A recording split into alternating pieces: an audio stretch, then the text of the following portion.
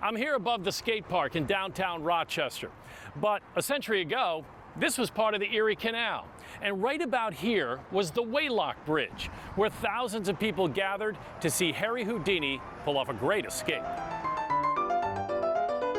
This is the earliest surviving footage of Harry Houdini. In May of 1907, he came to Rochester to settle a bet that he could free himself from handcuffs after leaping into the frigid Erie Canal.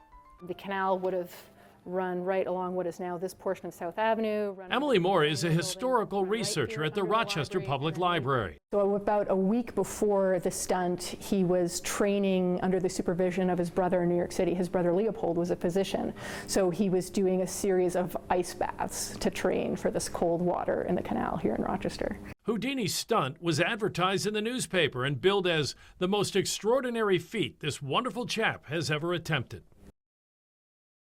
A construction company installing sewer lines beneath the canal saw seepage. They realized there was big trouble. There was phone calls made. The guard gates were shut pretty quickly to the east and to the west. But within minutes, things went south real fast, and a section of the bottom of the canal dropped right out.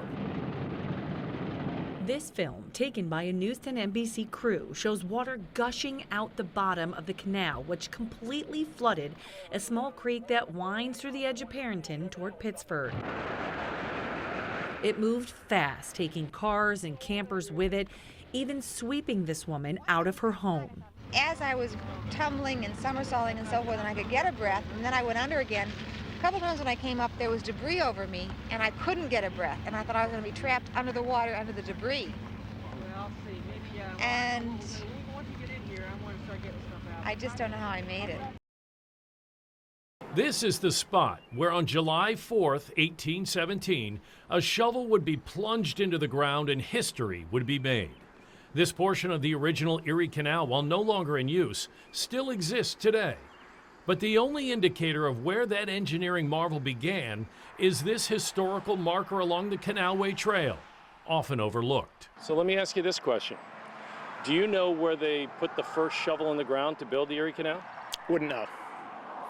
I'm guessing it's at one end or the other, so that would be either like Lockport or Albany. You're actually on the spot right now. No kidding. Oh, that's so cool. Why Rome? For that answer, The original one had 83 locks. I turned to Natalie Stetson. She's the executive director of the Erie Canal Museum in Syracuse. The people responsible for building this canal not only had not built a canal before, most of them had not seen a canal before. So why Rome? This elevation map gives you a pretty good idea. It's been called the eighth wonder of the world. An engineering marvel, the Erie Canal would transform the U.S. economy and society. But did you know the idea for this historic waterway was hatched from a jail cell in Canandaigua? It was time for the man with a vision and a plan that are known as the Erie Canal. It was 1806, and Jesse Hawley was a flour merchant from nearby Geneva. But he couldn't pay his bills, unable to deliver his product due to the wretched roads of the early 19th century. He lost a lot of money in flour that he couldn't move east. So Hawley was sentenced to 20 months in debtor's prison, which was located here on the corner of Main and Coach Streets in Canandaigua. While locked up, he began writing and researching. Under the name Hercules, Hawley submitted essays on the idea of building a canal to move goods. 14 essays were published in the Genesee Messenger.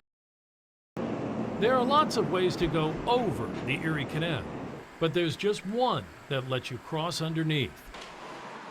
This is the Medina Culvert, a stone arch tunnel built in 1823. It's the only drivable passage that goes under the historic waterway. This is one of the wonders of our world. Catherine Cooper is the Orleans County historian. Everybody who goes through it is awestruck, because no matter how often you tell them we're going to go under the canal, they don't realize that you're going under the canal until they are under the canal. So unique, it was featured in Ripley's Believe It or Not. Here's the drawing, provided by Ripley's from its archives. It was published in 1945 and drawn by Robert Ripley himself.